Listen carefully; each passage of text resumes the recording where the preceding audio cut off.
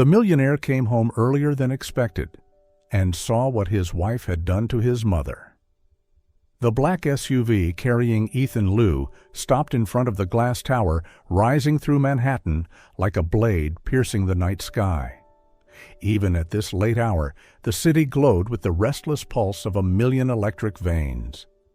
Ethan stepped out, exhausted from 3 days in Singapore, yet energized by the $60 million deal he had just sealed, one that could propel his tech company into an entirely new stratum of the industry.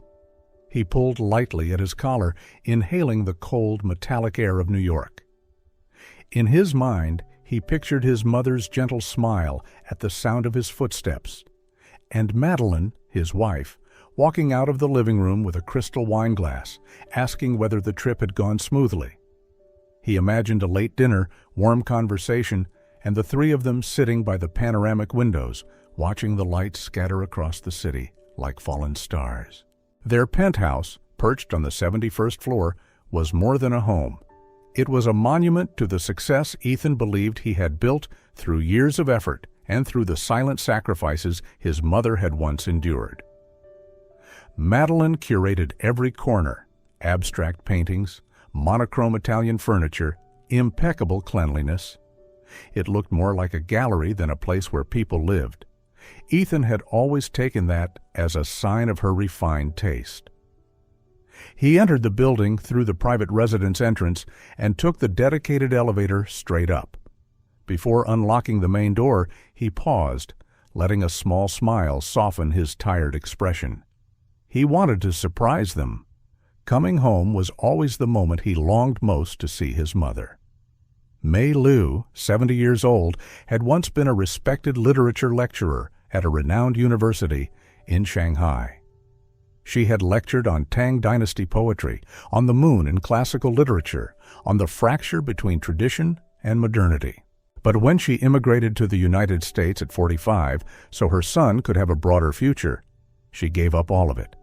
She worked in garment factories, night shifts stacked on day shifts, her once delicate hands now marked with scars from sewing needles. All so Ethan could study at MIT and live a life she had never allowed herself to imagine. 6 months ago, Ethan convinced her to leave the cramped Chinatown studio she had lived in for decades and move into the guest suite of his penthouse. He believed he could finally give her what she deserved: peace, comfort, and stability. Not wanting to disturb her or Madeline, he slipped through the side entrance, a hallway that led directly to the open kitchen. He expected to find his mother tidying something, maybe simmering the chicken broth she loved to make on chilly nights. He imagined Madeline curled up with a book, her golden hair falling softly over her shoulder. But as he entered the corridor toward the kitchen, Ethan froze.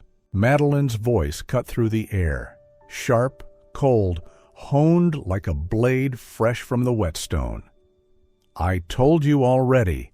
Stop cooking these smelly things in my house. This is not a Chinatown tenement." Ethan went still. His hand slackened, and his bag slipped onto the thick carpet without a sound. In that moment, the warm homecoming he had imagined throughout the long flight collapsed into something icy that spread through every inch of him, like all the lights of Manhattan suddenly flickering into darkness. Ethan stood in the dim hallway, feeling as though his entire body had been pulled out of itself. The soft echo of the elevator lock still lingered in his ears, but everything else had fallen away, except Madeline's voice, slipping through the crack of the kitchen door like a stream of ice running down his spine. "Please stop cooking these dishes," she said, each word pressed tight with irritation. "This penthouse is worth $25 million. It's not supposed to smell like this." The floor seemed to tilt slightly beneath Ethan's feet. He heard his mother's reply, so soft, so small, as if she were trying to fold herself into nothing. "I only cooked a little soup for dinner," she whispered. "Then eat it in the laundry room." Madeline's response came immediately, like something she'd wanted to say for months. "I can't have my guests seeing you in the kitchen with those chopsticks. They come here for me, for my style." Do you understand?" A stretched silence followed, draining the hallway of its air. Ethan could imagine his mother nodding, eyes lowered, her hands trembling the way they did when she felt she had caused trouble. He wanted to step in, to say something, but his hand froze on the doorknob. He didn't understand why his body refused to move, why some part of him, some deeply buried part, was holding him in place. Then Madeline spoke again, her voice no longer angry, but coated in a frost that felt worse. "And don't let your food drift into the living room. I have a fundraising event tomorrow. I don't want anyone asking why my home smells like a market." The word market landed like an insult sharpened to a point. Ethan felt his heart drop. He remembered taking Madeline to Asian food halls, hearing her praise the rich cultural flavors. He had thought she appreciated diversity, or at least he wanted to believe she did. A faint sound broke the silence, the soft scrape of a plastic chair being moved. Then the door of the laundry room opened and closed. Everything went quiet. Ethan didn't realize he had been holding his breath until his chest ached. In that silence, he heard Madeline sigh, her voice shifting into the sophisticated tone she used when she wanted to appear composed. "That's better. I don't have time to deal with things like this." Something was placed harshly on the counter. Maybe the pot his mother had just used. Maybe the chopsticks she'd set down to avoid causing more trouble. The images tangled in Ethan's mind, tightening an invisible knot in his stomach. He closed his eyes. A part of him wanted to open the door and end everything right then. But another part, the part he had never confronted, whispered that he needed to know more. He needed to see exactly what happened here when he wasn't home. He stepped back slowly, his hand still gripping the cold metal handle. The hallway seemed to shrink, leaving only the smell of fresh paint and the reflection of the ceiling lights on the polished wood. Madeline's footsteps sounded across the kitchen, steady, confident, like she owned every inch of the space. Ethan heard the faucet turn on, glasses clink together, and then the soft, casual whistle of a tune he once thought meant she was happy. Now the tune chilled him. In that moment, Ethan understood he was no longer standing on the edge of two possibilities. He had crossed into a different world, one where everything he believed about his marriage, about the harmony of his family, was peeling away layer by layer, starting with the voice he had just heard. And the most terrifying part wasn't what Madeline had said. It was knowing his mother was so used to it that she didn't answer again. The silence behind the laundry room door stretched like a thin wire tightening around Ethan's throat, and before it could choke him completely, he forced himself to step back. He needed to see the truth in full, not in broken fragments. That thought led him to the decision that tightened his chest. He had to make Madeline believe he had just arrived home. He walked quickly toward the main entrance, his legs weighted as though tied to stone. He paused for a long beat before the handle, inhaled, then turned the key sharply so the metal clicked loudly in the quiet apartment. He pushed the door open with deliberate force, letting the hinges groan, a sound he normally avoided. A few seconds later, he heard exactly what he expected, an abrupt, startled stillness in the kitchen, like a creature caught in sudden light. Ethan moved toward the window overlooking the kitchen. Through the glass reflecting warm yellow light, he saw Madeline standing with her back toward the laundry room, her shoulders still rigid from the anger she hadn't fully exhaled. But then, as if someone had flicked a hidden switch, her entire demeanor shifted. Her shoulders softened, her expression relaxed, her lips lifted into a gentle smile so sweet it made Ethan's skin prickle. Her voice transformed instantly, silky and warm. "May? Ethan's home. You don't need to eat in here." She opened the laundry room door with a softness that made it impossible to imagine the words she had spit minutes earlier. Ethan saw his mother standing in the corner, hands gripping the hem of her blouse, her back curved as though she had folded herself too small. When Madeline touched her elbow to guide her out, May flinched slightly, her eyes wide like a small bird lifted abruptly from its nest. "Come to the living room. You shouldn't eat in here," Madeline said. Honey poured over cold steel. May blinked quickly, confusion clouding her face, then worry, then that familiar silence she had carried through decades of endurance. When Ethan pushed open the front door, his footsteps had barely reached the kitchen before Madeline abandoned his mother and hurried toward him. "Ethan!" she exclaimed, her smile stretching wide, untouched by the pain she'd caused moments earlier. She wrapped her arms around him, kissed his cheek as if he had returned from some distant world. "You're home. Your mother and I had such a lovely time today." Ethan swallowed the chill gathering in his throat. Madeline didn't give him room to respond. She tugged his hand and guided him toward the living room where his mother stood like someone waiting for instructions. "She made the most wonderful soup," Madeline continued, her voice fluttering like a butterfly over still water. "The whole place smelled amazing. I keep telling her she spoils you." May lowered her head. The smile she tried to lift onto her face looked so fragile it might crumble with the slightest breath. But what struck Ethan hardest was her eyes trying desperately to hide fear and suppress the humiliation of being pulled out of the laundry room like a child caught doing something wrong. Ethan's heartbeat thudded unevenly. Everything he once believed was Madeline's gentle habit now felt like smoke masking a stage crafted with precision.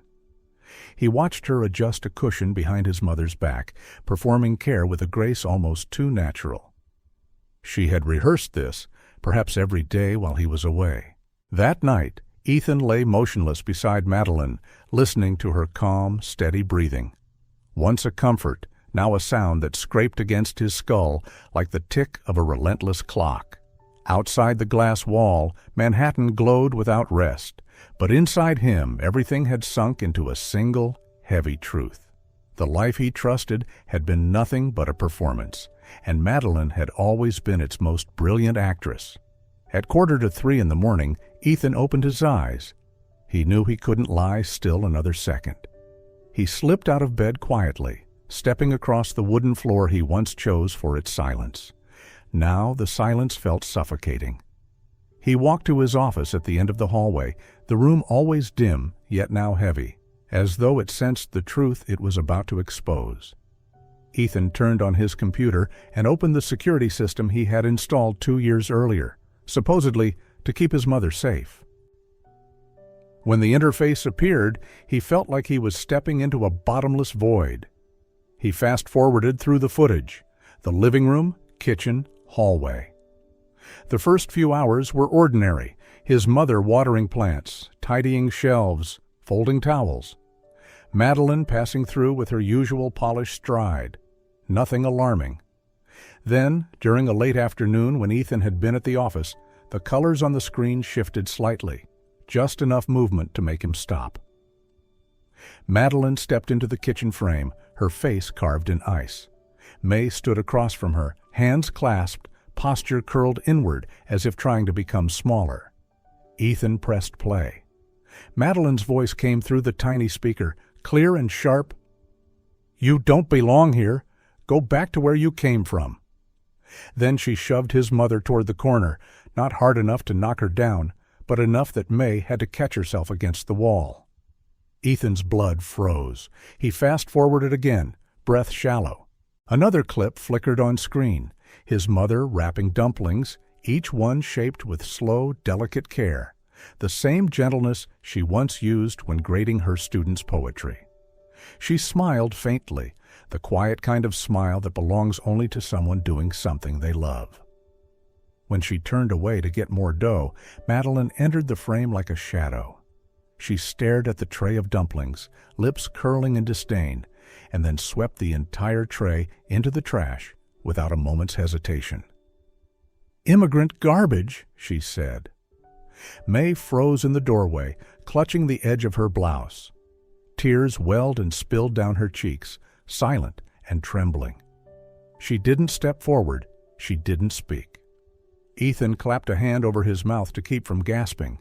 His chest tightened as if someone were crushing his ribs one by one.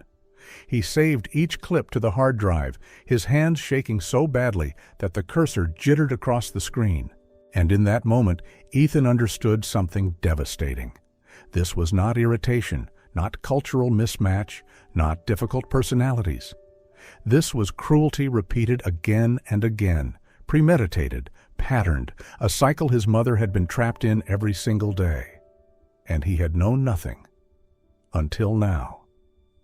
The next morning, the first light of day spilled through the tall glass windows, settling over the polished floor like a thin layer of cold frost. Ethan leaned against the kitchen counter, his sleepless eyes burning, while Madeline stepped out of the bedroom in a pale gray Pilates outfit. She tied her hair neatly, dabbed a hint of lipstick, and smiled at him as though the previous night belonged to another universe entirely.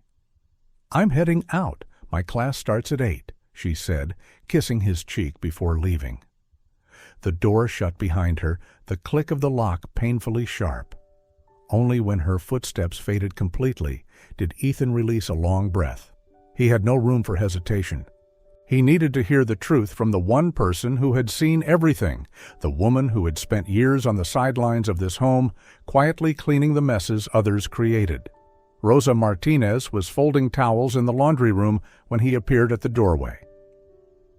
The Latina woman had worked for the family for nearly 4 years, always gentle and diligent, so quiet that Ethan often forgot she was someone with fears, thoughts, and words she never dared to say.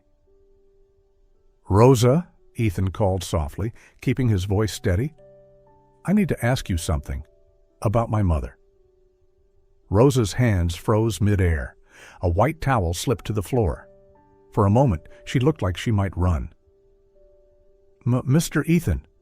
She stepped back, eyes darting toward the hallway, as if afraid Madeline could materialize at any moment. "Please, I don't want trouble. I can't." "You can," Ethan said, stepping inside and gently closing the door.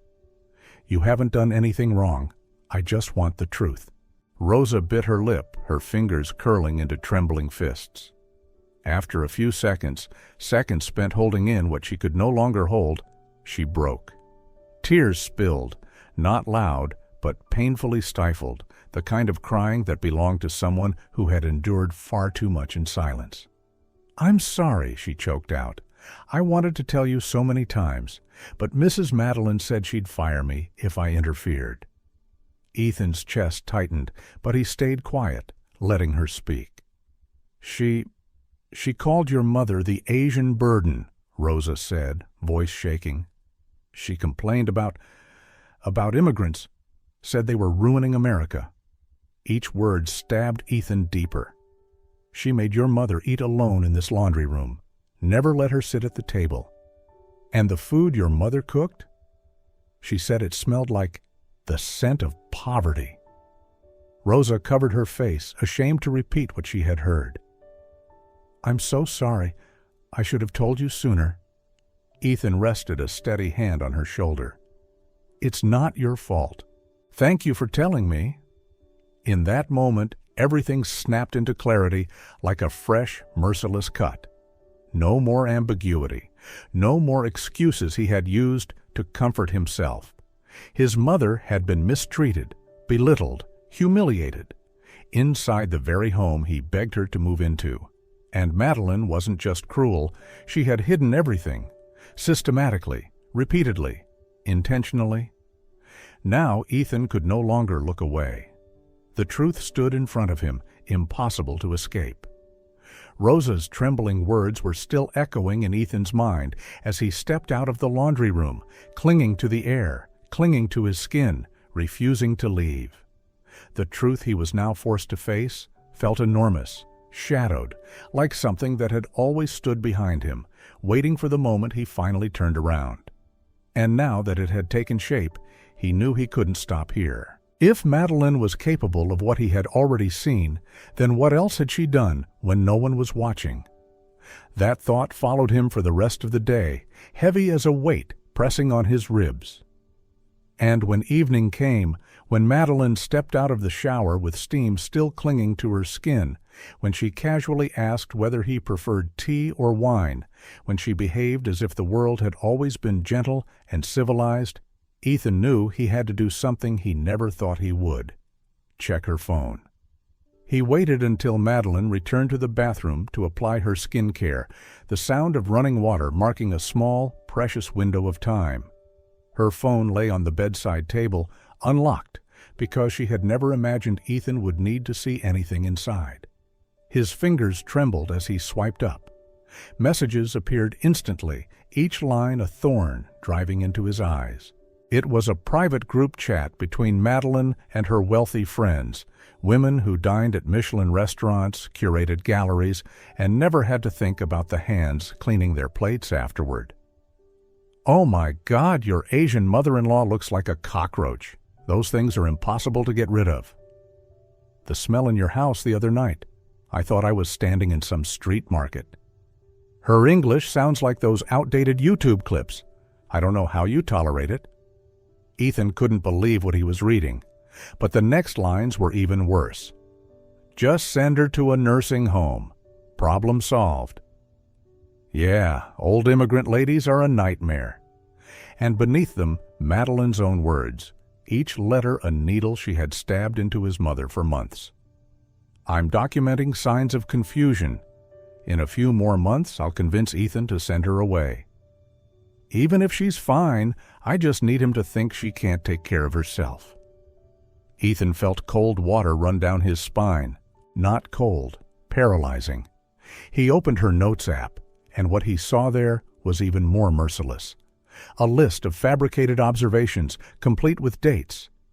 May forgot where the trash bin was cognitive decline.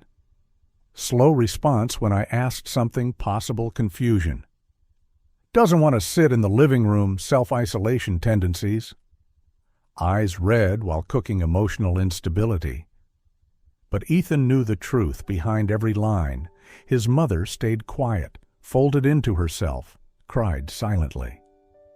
Because of Madeline. There were even scripts Madeline planned to use on him. "Ethan, I'm worried about your mother. I've noticed paranoid behavior. I think she might hurt herself. She probably needs professional care." Each sentence carved through Ethan like a blade. He gripped the edge of the desk just to remain standing. This wasn't spontaneous cruelty. This wasn't cultural friction. This wasn't family conflict. This was a plan. A deliberate, structured, calculated plan.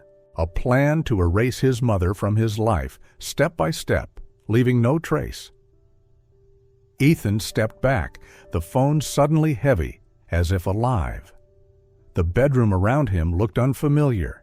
Every object he and Madeline once chose together, the lamp, the rug, the paint, now felt like silent witnesses to a betrayal he hadn't even known existed. Madeline didn't just hate his mother. She wanted her gone, permanently. The things Rosa had finally dared to say still weighed on Ethan as he stood by the window, watching Madeline leave the apartment with her usual graceful stride. The door closed behind her, and silence instantly filled the penthouse like a rising tide, occupying every corner until Ethan felt the place had grown unbearably large, and in that silence he knew he had to do what he had avoided for too long: talk to his mother. He walked toward the small room at the end of the hallway, the room he once believed was a sanctuary where his mother could finally rest after decades of hard work.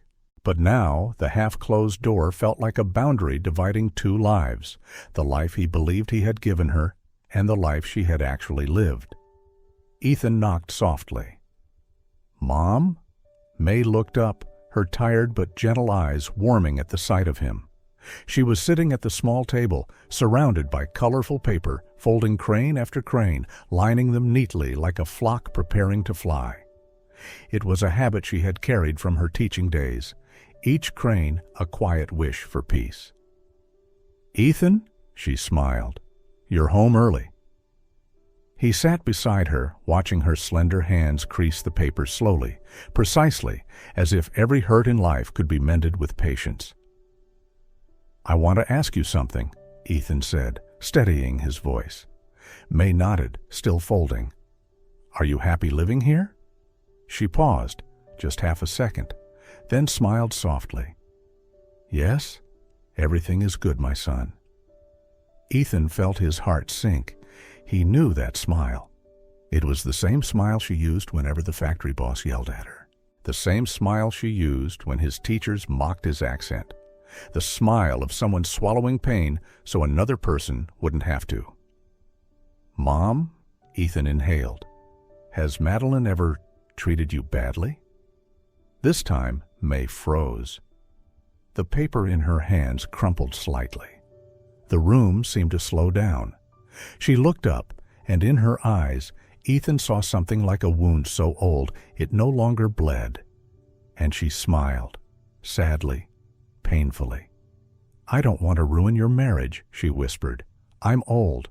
I can endure it." The words hit Ethan like a blow.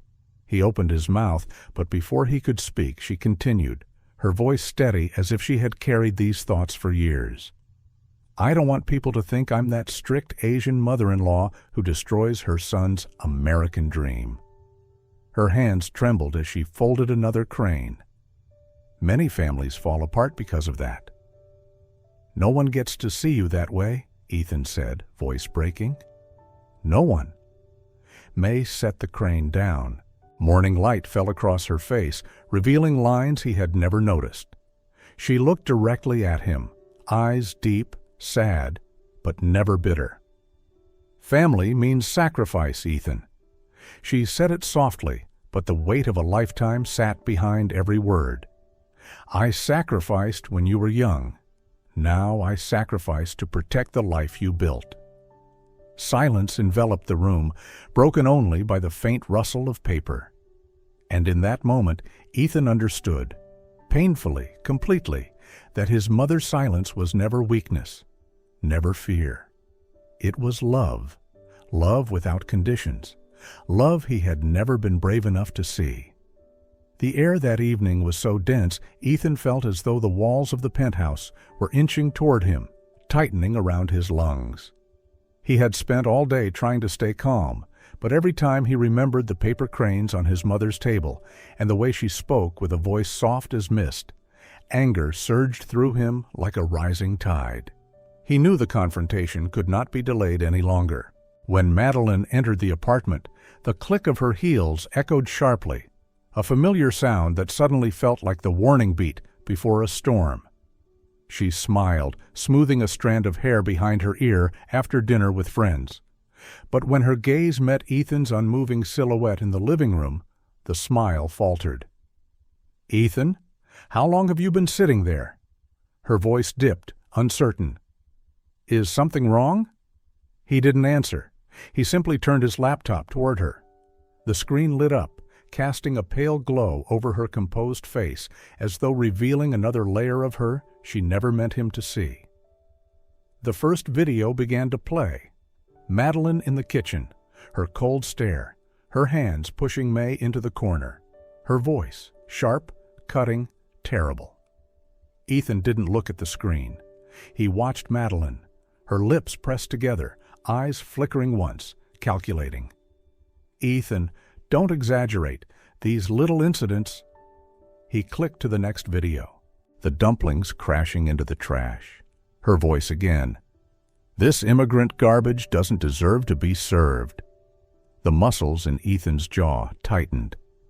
"Should I keep going?" he asked, voice quiet but edged with steel. Madeline sighed, longer this time, colder, stripped of any trace of guilt. "Fine," she said, lifting her chin, eyes turning to glass. "So you found out?" "Good. I'm tired of pretending to be nice to her. I can't stand the foreign smell of her food. I can't stand her awful English. I can't stand living with someone who doesn't belong in this country." She said the last sentence as if it were the most natural truth in the world. Ethan felt heat surge into his palms. "You never saw her as a person," he said, voice breaking with restrained fury. "You didn't just insult her, you planned to erase her." "Because that's where she belongs," Madeline snapped back instantly. "Do you really think I married you to take care of some immigrant old woman? You should know everyone's place in this home." Ethan stood abruptly. "No," he said, voice low and shaking. "Not everyone. She's my mother." Madeline stared at him for a long moment, then crossed her arms, posture challenging. "Then choose," she said softly, dangerously. "Your mother or me." The room contracted around him. He could hear his heartbeat pounding like metal on metal. "You should know," Madeline continued, leaning closer. "If you choose her, I'll file for divorce immediately. I'll take half your assets, half your company, half your life. And I will tell everyone you forced me to live with a senile mother-in-law. Let's see what high society thinks of you then." Ethan's phone vibrated in his pocket. He checked it. A message from his mother. "Ethan, I will go back to Chinatown tomorrow. Don't worry about me. I am fine." "Pibati," he stared at the words, his chest twisting as if a knife had been driven deep, and then turned. Even now, at the breaking point, she was still choosing sacrifice, still trying to protect the life he had built. Ethan's hand tightened around the phone until his knuckles turned white. And he knew the real confrontation had just begun. The apartment felt hollow after the confrontation, as if the walls themselves were holding their breath.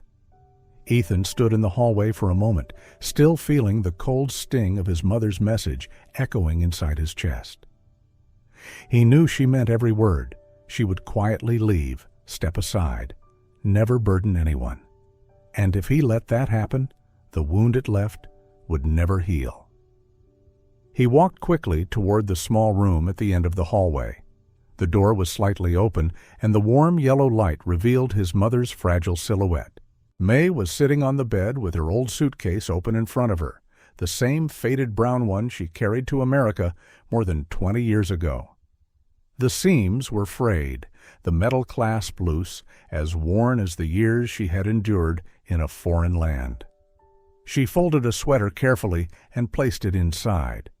When she heard Ethan's steps, she looked up and gave him a small, resigned smile. "Ethan," she said softly, "I'm only an old Chinese woman. I don't belong in your life." There was no bitterness in her voice, only a sadness so deep it made Ethan's chest tighten. He stepped forward, placed his hand gently on the suitcase, and closed it. Her hand brushed his for a brief second, cold and trembling. "You're not going anywhere," Ethan said, slowly, firmly. "This is your home. I brought you here. No one gets to push you out." May's eyes shimmered with unshed tears. "You will lose a lot, Ethan." He shook his head. "Nothing is more precious than you." "Shot?" Madeline appeared at the doorway like a sudden gust of poison, her expression darkening the moment she saw them standing side by side. "So that's it? You're choosing her? An old immigrant woman who'll weigh you down forever? Ethan, you're not even a real American. Americans choose the future, not the past." Ethan turned to face her, standing tall with the same steady resolve he used in the biggest negotiations of his life. "Madeline," he said quietly, "you need to leave this house tonight." She let out a harsh, metallic laugh. "You'll see. When she dies, you'll be alone, a giant empty house, an empty life, and no one beside you." "At least," Ethan answered, "the person beside me won't be someone who despises my own family." Madeline's face twisted with fury. She grabbed her bag and stormed out into the hallway. Her heels struck the stairs like hammer blows, echoing sharply until the sound finally faded. The door slammed shut. Silence flooded the apartment, but it wasn't the heavy, suffocating silence from before. It was the kind that follows after a storm, when the rot has finally been stripped away. May stood still for a long moment, then slowly straightened her back. For the first time since she moved in, she did not bow her head. "Ethan," she whispered, voice trembling yet full of pride, "you did the right thing." 6 months passed the way winter shifts into spring, quietly, gently, through a warmth that seeps into every corner of life. The penthouse, once cold as a museum, had transformed into a real home. Morning light stretched across the wooden floor, mingling with the scent of ginger broth simmering softly in the kitchen, the faint aroma of soy sauce, and the comforting steam rising from bamboo baskets filled with dumplings. A place that used to feel painfully silent was now full of the rhythm of knives on cutting boards, May humming old tunes from her youth, and Ethan's small smile whenever he smelled his mother's cooking.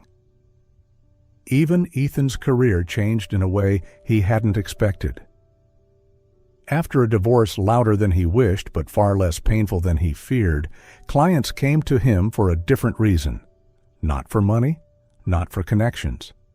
They said he was a man of character.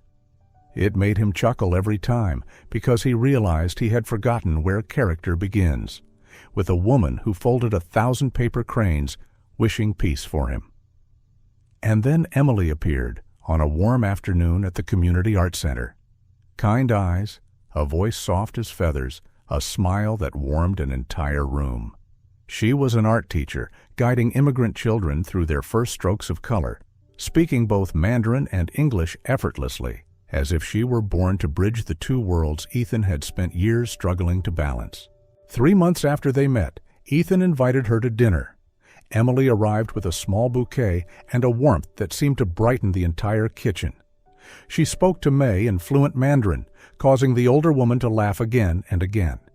She praised the soup, asked about calligraphy, about the old hometown, about the paper cranes May still folded every day. And Ethan saw something he hadn't seen in years, a softness returning to his mother's eyes, a quiet trust blooming there. After dinner, the three of them went to the rooftop garden where May often taught the neighborhood kids calligraphy. The pots of flowers, the string lights, the evening breeze. It all felt small and sacred. May placed a sheet of white paper on the wooden table, dipped the brush, and slowly drew a long, steady stroke. "This character is home," she said, her voice gentle but firm. "See? It looks like a roof, and underneath the roof is a person. Home is where the people you love live." The children nodded. Ethan stood motionless, feeling as if someone had opened an old, hidden door inside him. Emily slipped her hand into his. "Your mother is wonderful," she whispered. Ethan looked at May, not shrinking, not silent, not afraid. She was living, teaching, smiling in a way that belonged wholly to her. And in that moment, Ethan understood one simple, profound truth. He hadn't lost his life. He had finally found his true home.